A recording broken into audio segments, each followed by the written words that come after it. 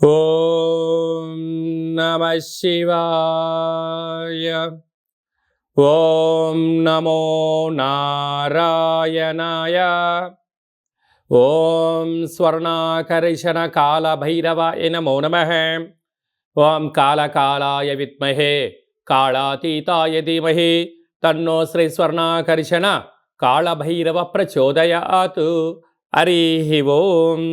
మా ఛానల్కి స్వాగతం. చూస్తున్న వీక్షకులకు ప్రేక్షకులకు ప్రియ కాళభైరవ భగవద్బంధులకి స్వాగతం పలుకుతూ మమ్మల్ని ఎంతగానో ఆదరిస్తూ ఉండబడినటువంటి ప్రియ సోదర సోదరీమణులకు అందరికీ కూడా నూతన ఆంగ్ల సంవత్సర శుభాకాంక్షలు.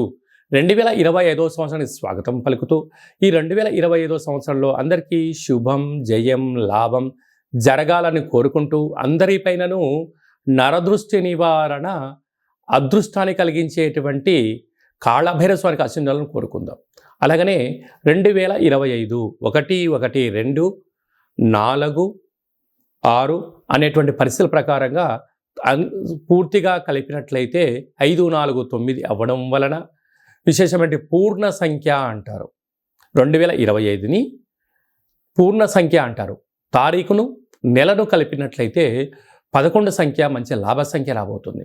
కనుక ప్రభుత్వ ఉద్యోగ ప్రయత్నం చేసేవారికి, ప్రభుత్వ ఉద్యోగంలో ఉండబడినటువంటి వారందరికీ చాలా శుభ పరిణామము అని గమనించగలగాలి. అలాగనే మనకు ఈ 2025 సంవత్సరము బుధవారం రోజు ప్రారంభమవడం, ఉత్తరాషాఢ నక్షత్రం అవ్వడం వలన విపరీతమైన రాజయోగం అందరికీ కలిసి వస్తుంది అని చెప్పగలగాలి. అలాగా 9 సంఖ్య పూర్ణ సంఖ్య అవడం వలన అనేక మందికి లక్కీ నెంబర్ కూడా 9 సంఖ్య. కొన్ని కోట్ల మంది ఎదురు చూస్తున్న వారందరికీ అదృష్టవంతులు కాబోతున్నటువంటి సంవత్సరం ఇది అని చెప్పి కూడా మీరు గమనించాలి.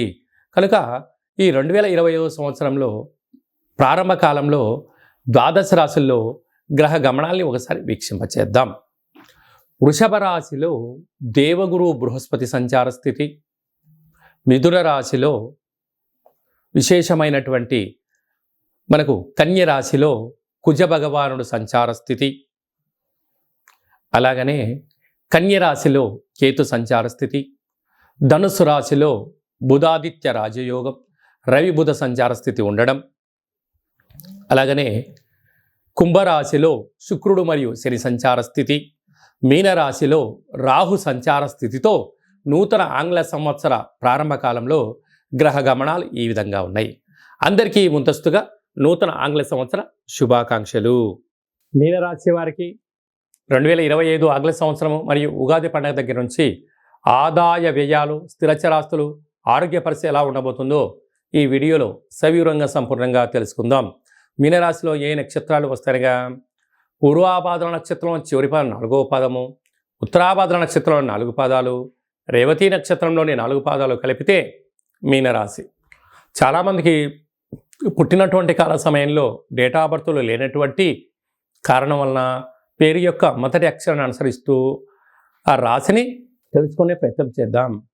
దు, శం, జ, ధ, దే, దో, చ, చి అక్షరాల వారందరూ కూడా మీనరాశి జాతకులు. మీనరాశి యొక్క అధిపతి దేవగురు బృహస్పతి. ఈ సంవత్సరం ఆదాయం 5, వ్యయం కూడా 5. అంటే ఎంతైతే అవసరాలు ఉన్నాయో అంతే మీరు సంపాదించబోతున్నారు. కనుక ఖర్చులు తగ్గించుకోవడం, సృజనాత్మకంగా ఆలోచించడం, అలాగనే ప్రణాళికాబద్ధంగా మీరు వ్యవహారం చేయగలిగితే అప్పుల పాలు కాకుండా ఉండడానికి కూడా అవకాశాలు ఉన్నాయి.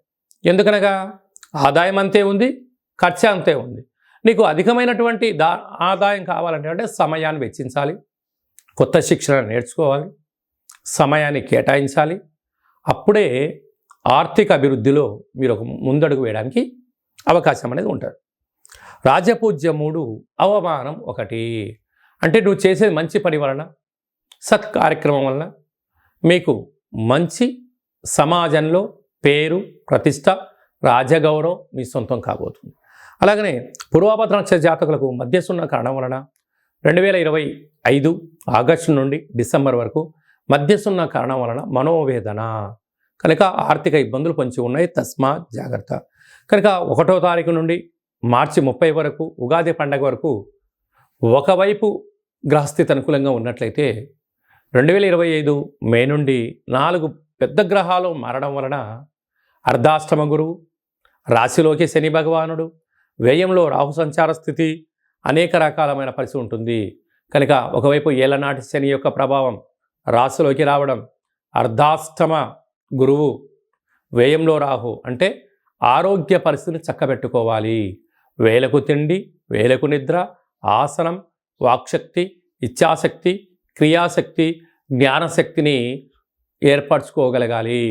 కనుక నాలుక రుచి కోరుకుంటుంది కదా అని చెప్పి అన్నీ తింటే అనేక వ్యాధులు ఉన్నాయి కదా అని చెప్పి 24 గంటలు మొబైల్ ఆదర్శ చూస్తే కళ్ళ ఇబ్బందులు, ధనం ఉంది కదా అని చెప్పి మంచినీటిలాగా ఖర్చు పెడితే అప్పుల పాలు, అంటే అనేక రకాలమైన సమస్యలు కొంచెం ఉన్నాయి. కనుక ఇలాంటి కాల సమయంలో మౌనం, ధ్యానం, ఏకాగ్రత, లక్ష్యం, ఒక నిర్దిష్టమైన ప్రణాళిక, ప్రతిరోజు సూర్యోదయం మునుపు రోలేయడం, సూర్య నమస్కారాలు చేయడం,